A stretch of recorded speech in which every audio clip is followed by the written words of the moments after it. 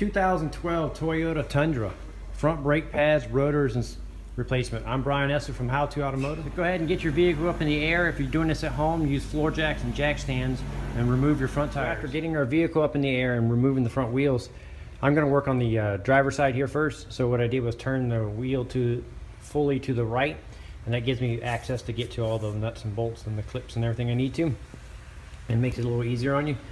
So the first thing I'm going to do is I'm going to remove a little of the brake fluid from the master cylinder.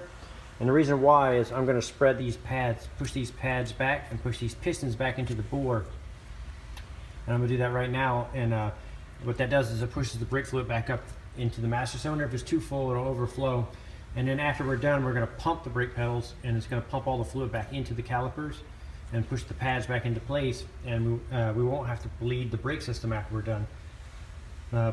But you don't want it to overflow and spill into the engine bay. So after you get that a little bit of brake fluid sucked out, so we're going to suck a couple ounces out of here, like I was mentioning, so the brake fluid doesn't overflow. And I just pop the cap off and use a turkey baster and suck a couple ounces out.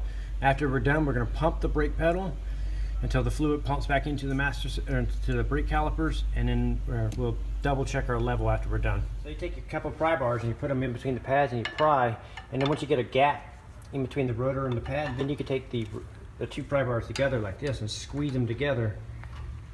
And when you squeeze them together like I'm doing right now, it pushes the pistons back into the bore on both sides at the same time. So it's going to look like that, where the pistons are fully seated in there and the pads are pushed all the way back. Now that you've done that, what you can do is take a little flat blade screwdriver and push down right here on this little clip. So you'll push down like that, and then push the clip through like that, and then you'll pull it out at the top and bottom, and then set it aside.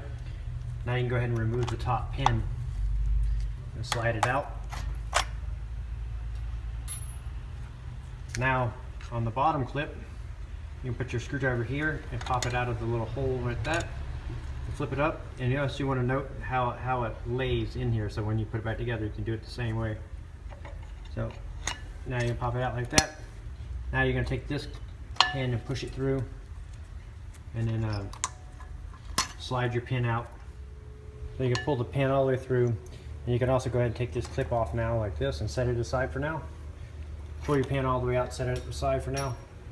Now what I'm going to do is I'm going to remove this 12mm bolt here and this 10mm bolt here, and then set those aside. And then after that, on the back of the caliper, I'm going to remove the 17mm bolt here and here. So we'll remove those two bolts, and then I'm going to take the whole caliper itself and set it up on top of the brake suspension here. Now at this time you can also go ahead and slide your old brake pads out, and you want to keep track of they're different from inner and outer, so keep track of where they go. So set them aside somewhere where you know that this is the outer pad and then this is the inner pad, so you can match them up with the new ones and put them back in. So after removing the 12, the 10, and the two bolts on the side of the caliper, and you just take it like you said and lift it up and kind of just set it up here for right now.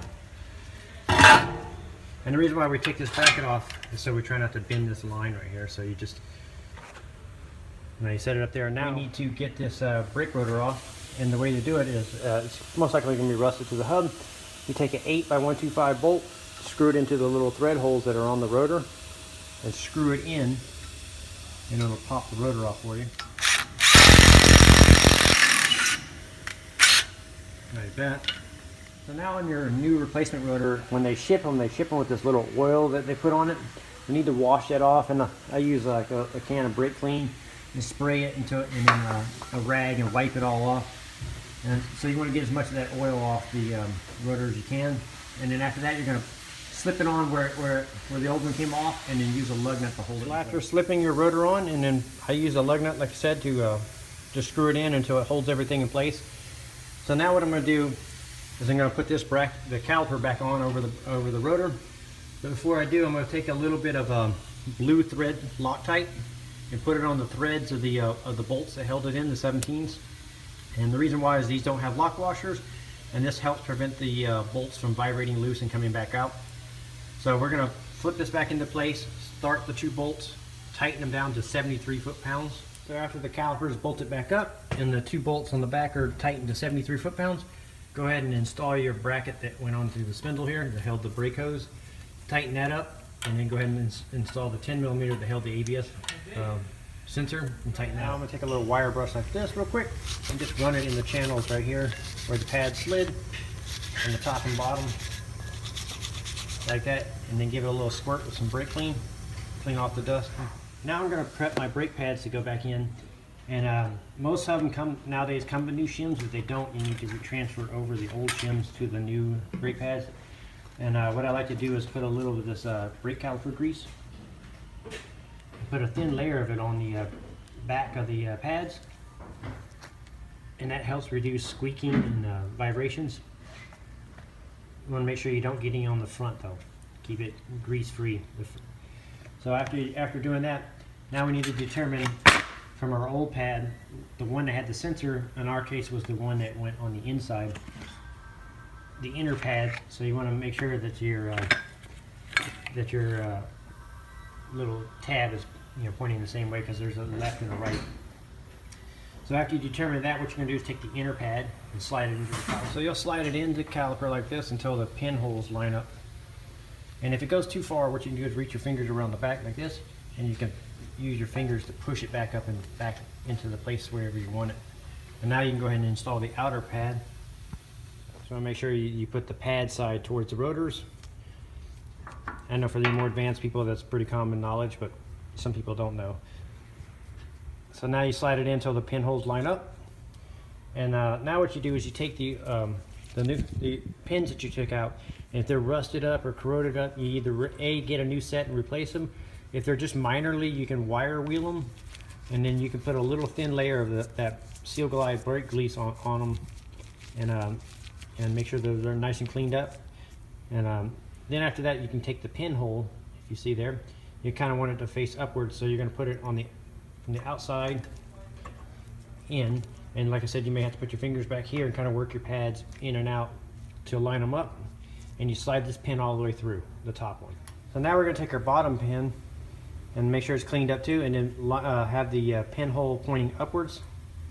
And we'll slide it in. And we're just going to start it a little bit like that. Now we need to take our clip that looks like this.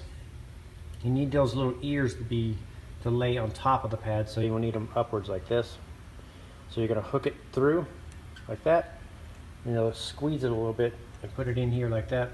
Now you'll finish sliding the pin all the way through. Now that the pin is all the way through, you can take this clip, rotate it down, and you want to take your fingers and pull it back, and then put this little hook right here inside the hole of the pad.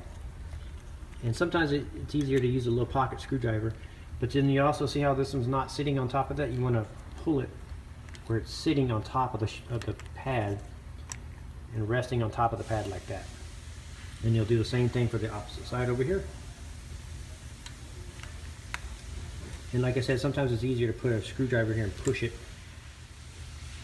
Now that you got that clip on, now what you can do is take the clip that looks like this, and you want the hook to go where it's going to hook in here like this. So you want it facing that way with the kind of the ear pointing upwards like that. So now what you're going to do is you're going to put it into the hole, kind of rotate it around, take it back out, and then put it in this hole and kind of rotate it around. And now that it's in here on the bottom, you can push it in here at the top like that. And now you're going to push it down and push it through the hole and push it in until it locks into place. And make sure that you can see a little bit of the edge of the pin coming through on each one of the dowel pins here, and that pretty much completes it.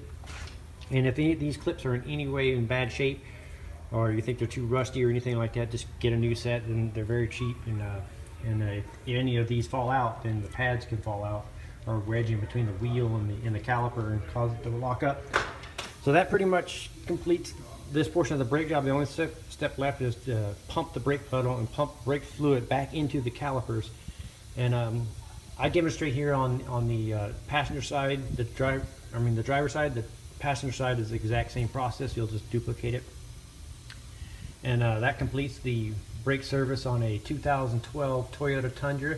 This one is a two-wheel drive, or four-wheel drive, I'm sorry. Four-wheel drive with the 5.8 liter V8. I'm Brian Essett from How To Automotive, and I'd like to thank you guys for watching my videos. Encourage you to subscribe for more valuable videos like this. Thank you again.